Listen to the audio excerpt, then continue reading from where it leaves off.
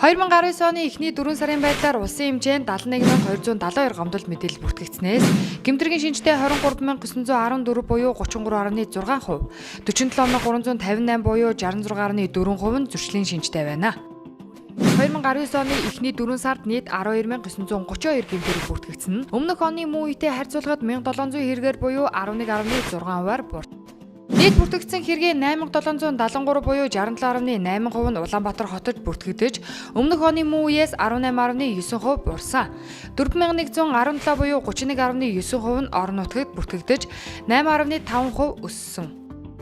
2019 оны эхний 4 сарын байдлаар өмчлөг эрхийн эсрэг гэмт хэрэг 7778 буюу 60.1%. Хүний эрүүл мэндийн халдваршгүй байдлын эсрэг гэмт хэрэг 3001 буюу 23.2%. Дээрх хоёр төрлийн гэмтэрэг нь нийт гэмтэргийн 83.3%-ийг эзлэж байна.